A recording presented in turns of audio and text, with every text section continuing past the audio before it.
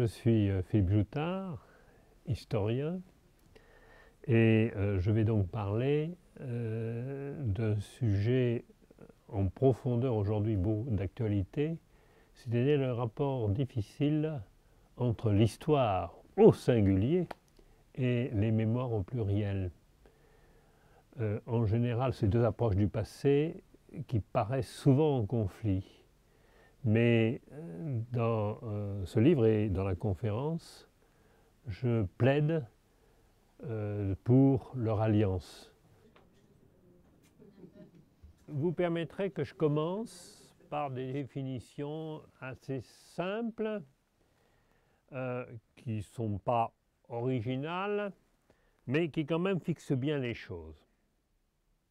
Il s'agit dans les deux cas d'un rapport au passé, et qui d'ailleurs est très ancien, parce qu'au temps des Grecs, dans la mythologie grecque, les quelques-uns très anciens dont je suis qui ont eu l'occasion de faire du grec, ça se perd complètement, eh bien savent, mais d'autres peuvent le savoir, qu'il y a une première personne, Mnémosyne, mémoire, qui fait l'amour avec Zeus pendant 9 nuits consécutives, et qui conçoit 9 filles qui sont les 9 muses. Et dans ces 9 muses, il y a Clio, l'histoire. Et c'est déjà dans l'idée que la mémoire engendre des diversités mémorielles. Donc les Grecs très tôt avaient le sentiment que les deux se distinguaient. Mais ce n'est que peut-être aujourd'hui qu'on a une conscience plus claire des différences. Alors, la mémoire, donc phénomène très ancien comme perception, c'est quoi? Eh bien, saint Augustin a tout de suite très bien traduit ce que c'était. C'est le passé présent, le passé dans le présent. Et c'est la définition qu'a repris d'ailleurs Paul Ricoeur, le philosophe, dans son livre bien connu, Histoire, mémoire et oubli. Le passé dans le présent, ça veut dire quoi? Et nous avons vécu tous d'entre nous. Ça veut dire que ce qui était il y a 8 jours, il y a 15 jours, il y a 10 ans, il y a 100 ans, nous paraît comme si c'était aujourd'hui.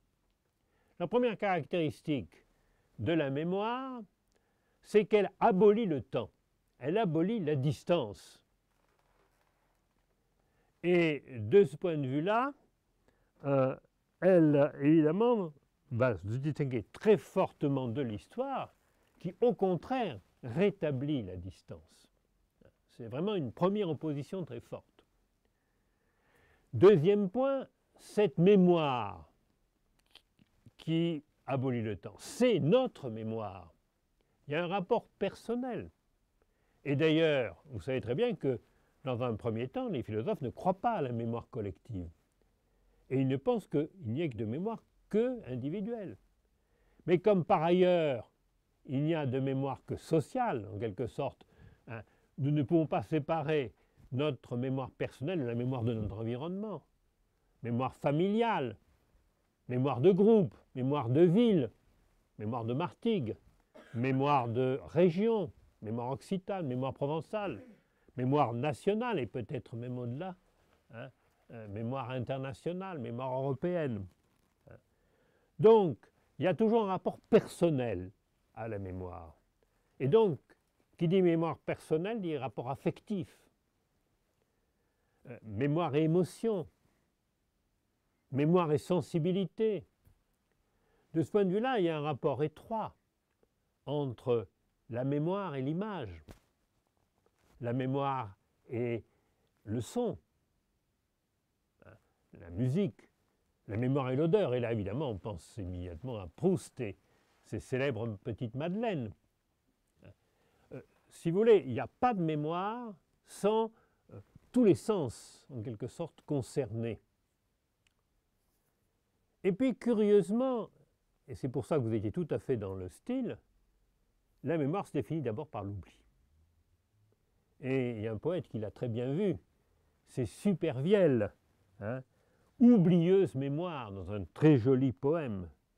oublieuse mémoire.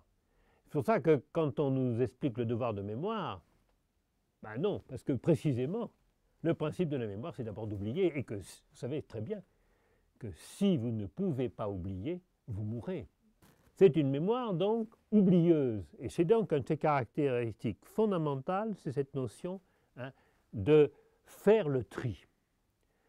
Et alors à partir de là, d'ailleurs, c'est pour ça que quand on étudie des mémoires, c'est ça le travail qu'on fait, et je pense que nos collègues le font à propos de la Seconde Guerre mondiale ou de la guerre d'Algérie, on s'intéresse à ce que la mémoire ne dit pas, autant qu'à ce qu'elle dit. Et les silences de la mémoire sont aussi intéressants que les présences obsessionnelles de la mémoire. Ces silences de la mémoire, d'ailleurs, c'est difficile à interpréter. Car tantôt, ça peut être des silences on trouve que c'est insignifiant, que ça n'a pas d'importance. Et tantôt, au contraire, c'est parce qu'on ne veut pas en parler. Parce qu'on occulte. Occultation individuelle, bien entendu, mais occultation collective. Et c'est bien le cas de la Seconde Guerre mondiale. Ce que nos collègues racontent explique. Et c'est bien le cas aussi de notre sujet, les guerres d'Algérie. Mais nous parlons du cas français et on pourrait donner tout à fait d'autres cas. Vous avez au moins deux grands types de mémoire. La première mémoire, c'est ce que j'appellerais la mémoire anthropologique, culturelle. C'est la mémoire que vous avez, elle est difficile parfois à percevoir parce qu'elle est à moitié consciente, à moitié inconsciente. Je pense à celle que vous avez dans votre famille, les traditions, les coutumes, le rituel des fêtes. De ce point de vue-là, ça va du matériel au plus symbolique. Et c'est une imprégnation. Et elle est très forte, cette mémoire, car c'est une mémoire qui commence avant même la conscience, dès les premiers temps de notre existence humaine. Et puis, deuxième point, tout à fait différent, et c'est celle qui va nous intéresser d'ailleurs, la mémoire historique. La mémoire historique qui est une mémoire avec beaucoup plus linéaire cette fois-ci, avec un avant et un après, avec des événements, mais là encore, avec beaucoup de trous, et j'ai envie de dire presque parfois plus de trous que dans la mémoire anthropologique. Et je crois que quand on parle de mémoire, on oublie d'ailleurs la première mémoire, c'est la mémoire anthropologique, qui est au moins aussi importante pour la plupart d'entre nous que la mémoire historique. Car beaucoup d'entre nous ont une faible mémoire historique et une forte mémoire anthropologique. Et la mémoire historique, en général, c'est soit des groupes qui ont eu des problèmes très graves à surmonter.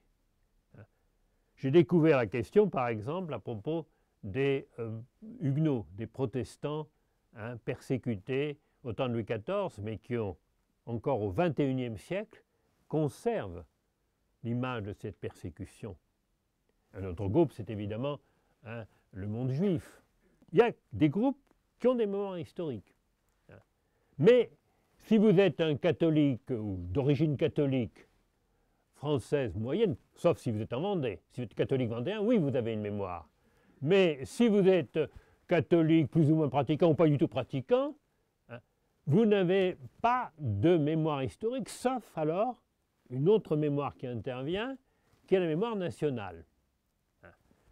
Alors, la mémoire nationale, elle est en grande partie fabriquée. Enfin, toute mémoire est fabriquée, mais encore plus que les autres. C'est un peu ambigu, c'est ce que Pierre Nora appelle la mémoire-histoire. C'est-à-dire qu'en réalité, dans bien des cas, surtout en France, c'est différent dans d'autres pays comme l'Allemagne ou l'Angleterre. C'est l'État qui a fabriqué cette mémoire, et Nicolas Hofstadter le montre très bien, et d'autres d'ailleurs. À savoir que l'État, dès l'époque médiévale, s'est mis à créer toute une justification de la puissance française à partir d'une véritable construction Ce n'est pas tout à fait notre sujet, donc je passe. Je passe. Mais après, vous voyez que les fameux manuels de Lavis, du petit Lavis, à l'école primaire, fabriquaient cette mémoire nationale, avec les mêmes caractères d'ailleurs que la mémoire, avec une gendification, avec des simplifications. Nos ancêtres les Gaulois, bon, je suis désolé, hein, mais comme s'ils étaient autochtones, et d'abord, et je peux en parler ici, il n'y avait pas que des Gaulois, il y avait des Grecs qui étaient bien antérieurs. Et puis, ces Gaulois, en fait, c'est les premiers immigrants. Hein, ils viennent de l'Est. Hein. Et puis, ensuite, il y a les Francs. Et puis, on le sait bien, et ça a été étudié, la langue française, langue romane, est une des langues les plus métisses des langues romanes. Bon, alors que là, on vous présente, vous voyez, les Gaulois, et si on vous dit non, c'est les Gaulois, c'est qu'on les présente comme des autochtones. Comme s'ils aient toujours existé en France, hein, depuis la nuit des temps. Bon, voilà non seulement une simplification, mais un changement de réalité historique. Un autre exemple, hein, tenez, d'ailleurs c'est très curieux parce qu'on n'en a pas, notre pays qui adore la commémoration n'a rien fait. 814, c'est la mort de Charlemagne. On n'en a pas du tout parlé, mais Charlemagne, on n'en a plus du tout parlé parce qu'en fait, il a disparu de notre horizon mémoriel.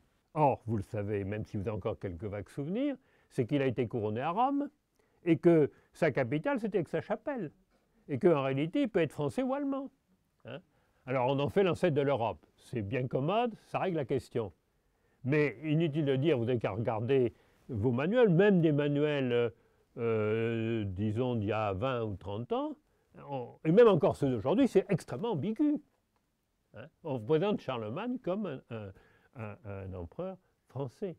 Et là, je parle donc toutes les transformations pour dire que par conséquent, cette mémoire est nationale, c'est une mémoire complète. Parce que, en sens inverse maintenant, en sens inverse, l'histoire, tout au moins l'histoire approche, disons, distanciée, qui se veut universelle, qui veut atteindre la vérité historique. L'histoire, finalement, elle est totalement opposée. D'un côté, on n'y arrive pas toujours, mais on vous recommande d'avoir de la distance. Vous avez peut-être, vous avez le droit de faire, bien entendu, l'histoire de votre communauté, mais à une condition, hein, c'est que vous tâchiez d'oublier que vous en êtes de cette communauté.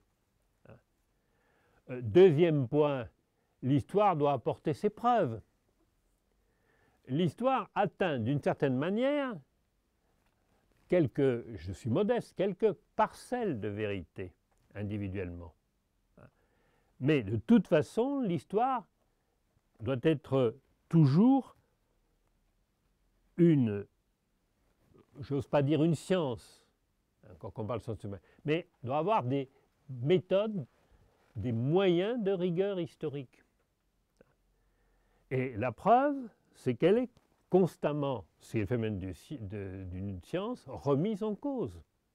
C'est uniquement par le dialogue permanent, la contestation permanente, qu'on peut établir l'histoire comme une discipline scientifique, hein, avec tout ce que ça implique, vous voyez, de rigueur.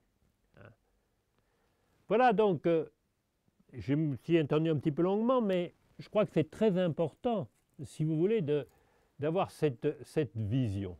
Mais ça se complique.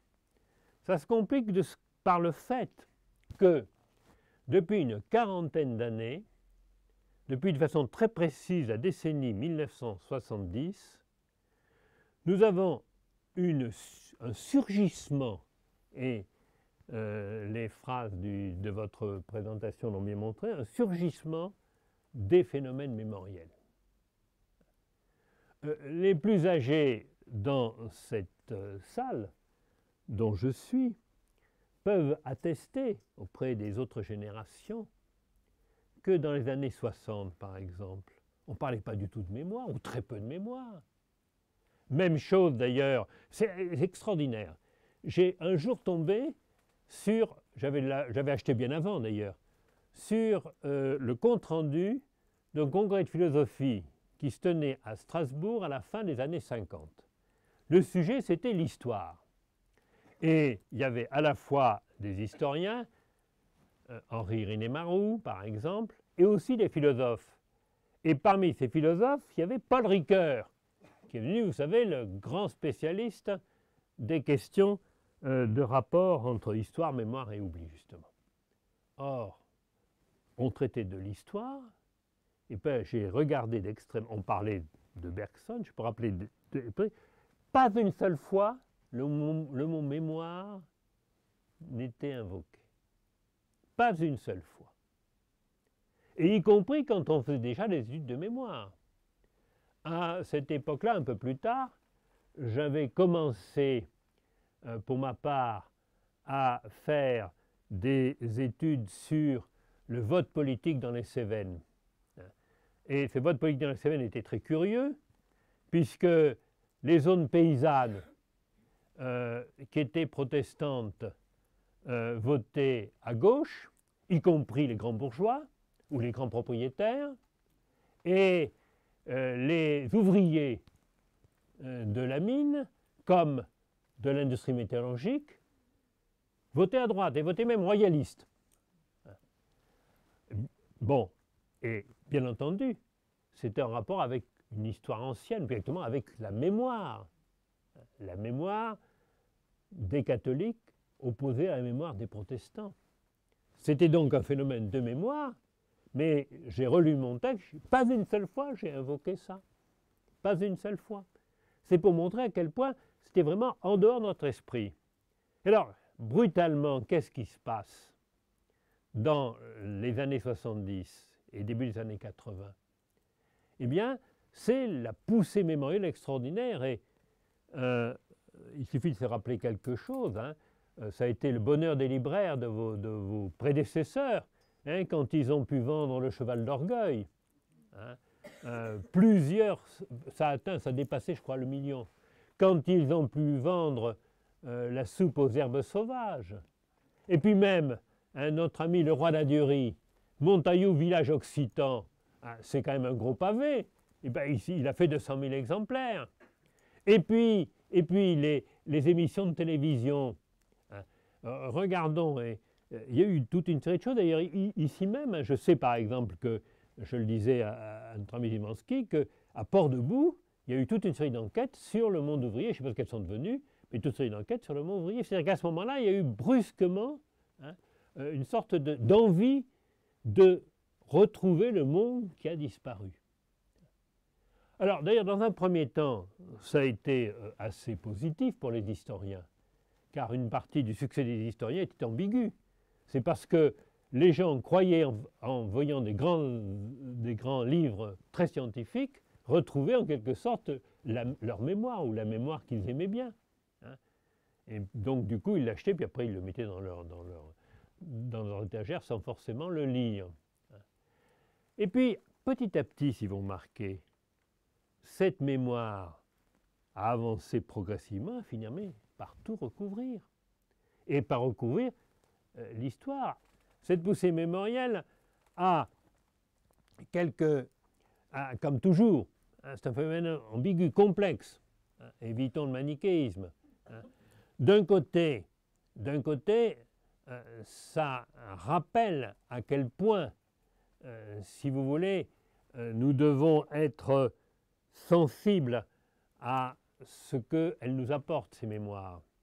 Sensibles au fait que c'est parfois la manière pour des populations qui n'ont pas le droit à l'écrit, c'est la manière de se faire entendre.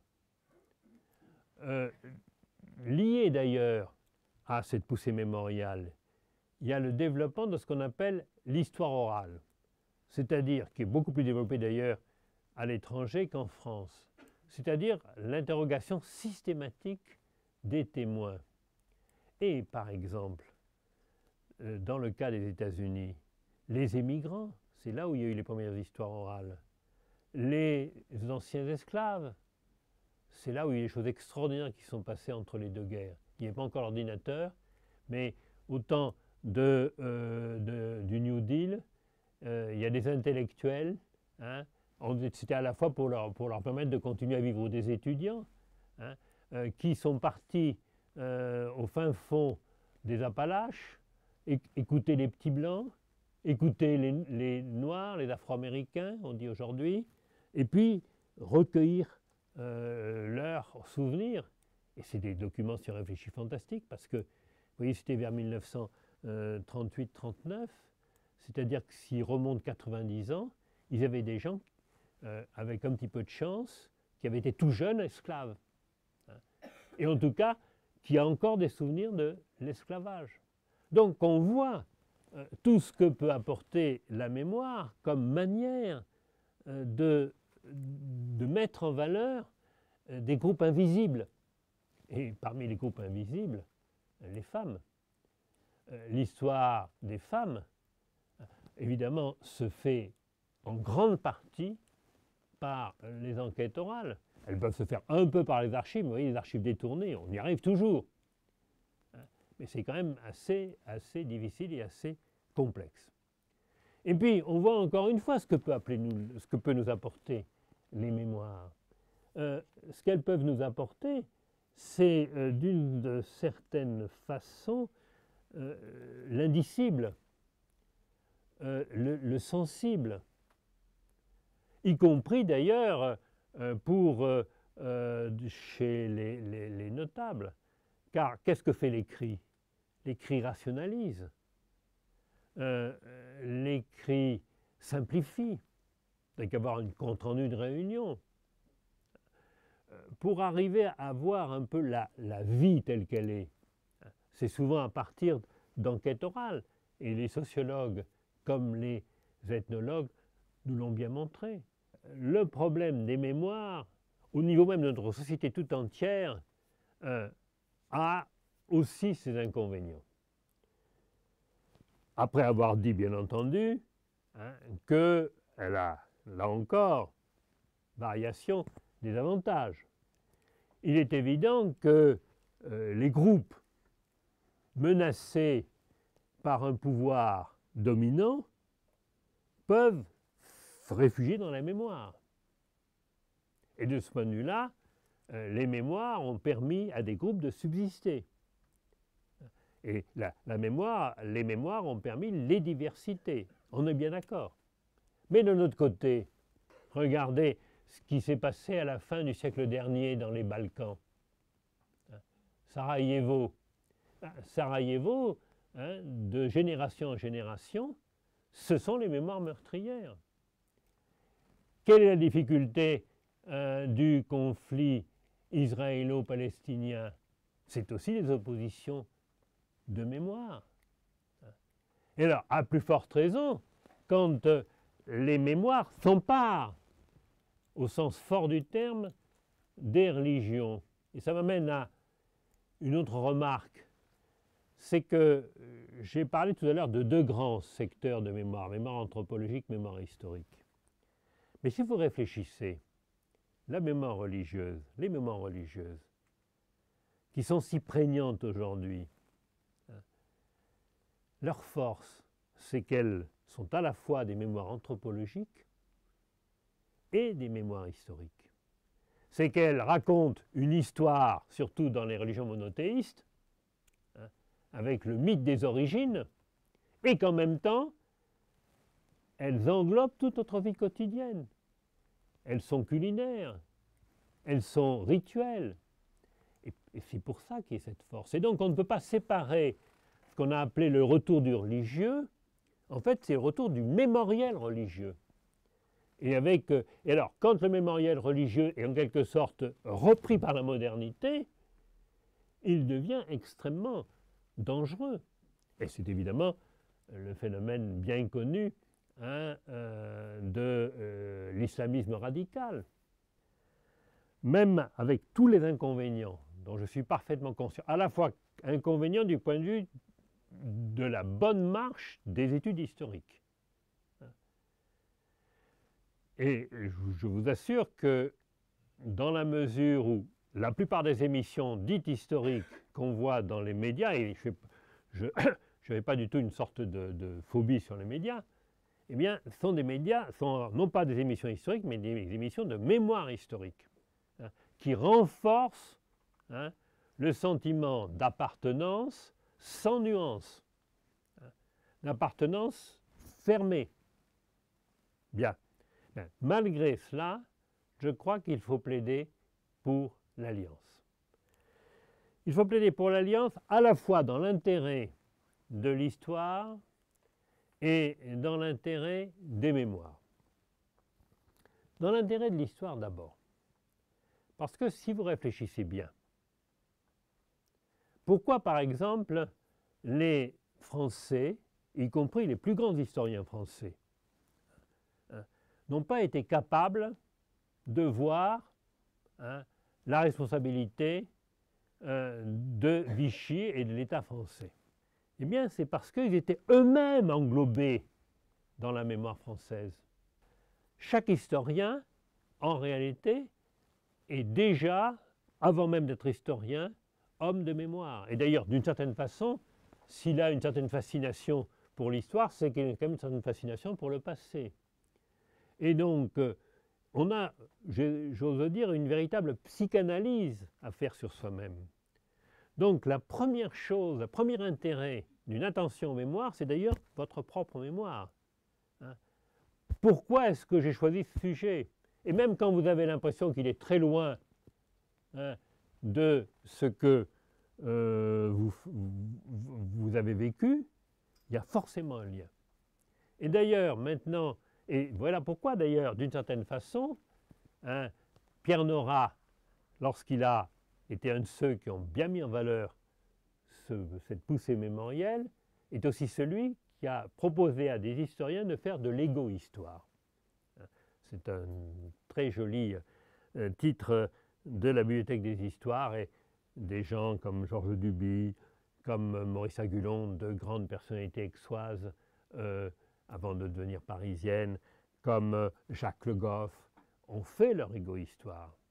Et vous voyez, on commence à se rendre compte, à avoir conscience que c'est important par le fait qu'aujourd'hui, un chercheur qui veut atteindre le plus haut grade, hein, dans l'université, c'est-à-dire l'habilitation à diriger des recherches, hein, ce qui est après la thèse, eh bien, on lui demande de faire une mise au point différente de sa thèse, un recueil d'articles, mais aussi qu'il raconte son itinéraire, qu'il explique son cheminement scientifique.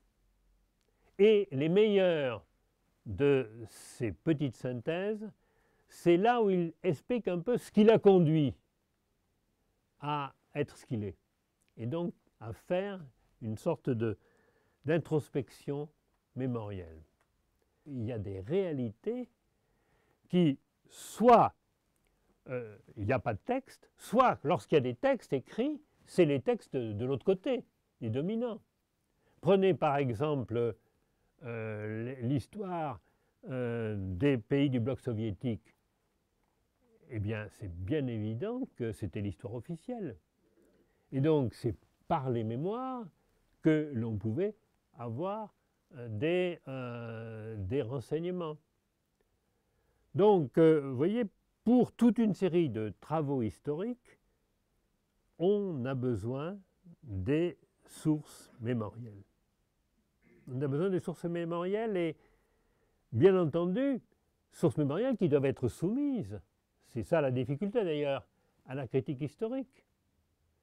Et je rassure tout de suite ceux qui seraient intéressés par l'enquête orale, non pas, mettons que visiblement il y a toujours des déformations vis-à-vis de la réalité. On pourra en discuter après, il y a des choses parfois où c'est vrai, mais des déformations vis-à-vis de la réalité. Mais même quand il y a des déformations vis-à-vis de la réalité, elles sont significatives. Les mythes sont significatifs. Les mythes, c'est une certaine forme, vous voyez, à condition d'être interprété comme mythe, bien entendu comme légende, ça dit quelque chose. Mais ça suppose qu'on ne prenne pas pour argent comptant tout ce que vous racontent les témoins.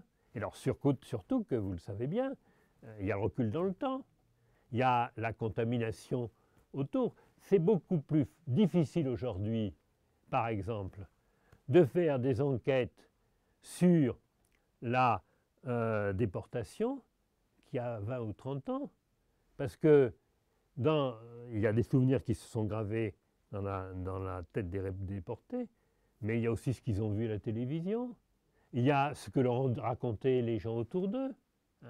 Et donc, par exemple, une enquête, vous voyez, orale, suppose toujours qu'on interroge les gens sur, par hasard, ce qu'ils ont lu, le contexte. Et encore une fois, l'influence de la télévision aujourd'hui est considérable. Quand j'ai commencé mes enquêtes dans les années, fin des années 60-70, il y avait 2 chaînes. Et puis quand même, si ça servait pour dans les zones rurales, on la veillait, on se retrouvait autour. Mais il n'y avait pas cette sorte de bombardement d'images. Et donc on se rend compte qu'aujourd'hui, c'est beaucoup plus difficile sur des sujets à la mode, des sujets connus, de faire des enquêtes, y compris par exemple sur la vie ouvrière, où il y a déjà eu beaucoup de choses, beaucoup de films, et des très bons films. Bien, on peut se demander dans la vie ouvrière, quand les gens racontent des choses, est-ce qu'ils racontent ce qu'ils ont vraiment vécu ou ce qu'ils ont vu, ou ce qu'ils ont reconstruit? Parce qu'évidemment, toute mémoire est reconstruction. Donc par conséquent, c'est évident qu'on a vraiment beaucoup de difficultés et que si on utilise les mémoires, il faut utiliser avec un grand esprit critique et c'est évidemment difficile. Vous voyez très bien, parce que vous avez l'air de mettre en cause le témoignage de la personne. Il ne me croit pas. Vous voyez, il ne me croit pas. C'est pas le problème de la croyance, dans ce cas-là, c'est le problème de... C'est votre point de vue, mais attention, ce point de vue doit être en quelque sorte mis en contexte. Ce qui amène maintenant à l'inverse, c'est-à-dire qu'après avoir vu ce que la mémoire apporte à l'histoire, ce que l'histoire apporte aux mémoires. Ça suppose d'ailleurs des mémoires qui sont sûres d'elles-mêmes. Si elles sont trop fragiles, elles n'accepteront pas. Quelqu'un qui se sent menacé dans son identité, vous lui expliquez que ce qu'il raconte n'est qu'une version, n'est qu'un point de vue, il n'acceptera pas. Il est dans son monde, dans son univers, il n'acceptera pas. En revanche, si sa mémoire est assurée, eh bien, d'une certaine façon, l'histoire lui apporte d'abord l'universalité. Car, précisément, le rôle de la discipline historique, c'est de pouvoir, en quelque sorte, être lu par tout le monde. Alors, on est d'accord, on n'est pas d'accord, mais on est capable de lire. On est capable de lire. Et alors, d'une certaine façon d'ailleurs, c'est pas du tout abstrait ce que je suis en train de raconter, mais réfléchissons à la manière dont s'est faite la réconciliation franco-allemande. Elle s'est faite par toute une série de gestes, mais en particulier par le lent travail fait par nos prédécesseurs, historiens français et allemands, qui ont regardé par exemple ce que contenaient les manuels des uns et des autres. Et alors, non pas pour faire une sorte de manuel unique, mais pour dire attention, ça c'est purement et simplement des stéréotypes, c'est purement et simplement des préjugés, qui n'ont aucun fondement. Alors, ce qui ne veut pas dire d'ailleurs que ça a amené, encore une fois, à un manuel unique, mais ça veut dire qu'on a gommé ce qui relevait purement et simplement de l'aspect caricatural au point de vue de la mémoire. Et alors, la fin de cette évolution, c'est, vous savez, malheureusement pas assez diffusée, pas assez connue, justement parce que nos mémoires sont trop prégnantes encore, nos mémoires nationales. C'est le manuel franco-allemand. Et alors, le manuel franco-allemand, qu'est-ce que c'est? C'est pas un manuel qui gomme, qui lisse. C'est un manuel qui... Il y a des parties qui sont écrites par des Français, des parties qui sont écrites par des Allemands, et on voit les compatibilités.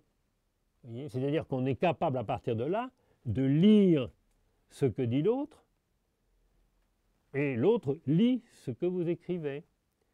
Donc, l'histoire peut permettre, elle n'y arrive pas toujours, elle peut permettre un apaisement des mémoires. Et dans les grands conflits du monde, tant qu'il n'y a pas un vrai travail historique, et qui n'est pas simplement celle de quelques spécialistes, mais qui petit à petit pénètre dans la société, je pense que disons, la coexistence est quelque chose d'extrêmement difficile. Donc, je ne dis pas que ça règle tout, mais je pense que l'histoire permet quand même à l'aspect meurtrier des mémoires de diminuer. Peut-être pas de disparaître totalement, mais de diminuer fortement. Et de permettre ce qu'on appelle le vivre ensemble. Alors, c'est évidemment quelque chose qui est extrêmement difficile, mais nécessaire, et c'est là-dessus que je terminerai, pour l'ensemble de nos sociétés. Je pense que ça ne doit pas être réservé aux seuls spécialistes. Je pense que le travail que nos collègues mènent au niveau du primaire, comme au niveau du secondaire, est capital. Parce que dans une société aussi complexe que la nôtre, société française, mais aussi complexe que l'ensemble du monde, si nous avons des citoyens qui en sont uniquement encore au stade des oppositions mémorielles, eh bien, je crains que le devenir pour nos enfants et nos petits-enfants soit extrêmement difficile. C'est-à-dire que la complexité du monde que donne l'histoire, c'est une donnée qui doit être partagée par tous, et pas simplement par une petite élite. Et de ce point de vue-là, il est regrettable que, si vous voulez, les pulsions mémorielles, parce que ça fait de l'audimat, soient beaux. Par exemple, qu'il y a un certain nombre d'émissions de radio ou de télévision qui font un travail extraordinaire, mais ce n'est pas suffisant. Donc, dans cette question-là, ce n'est pas un problème uniquement intellectuel, mais c'est un problème qui nous concerne tous. Merci de votre attention.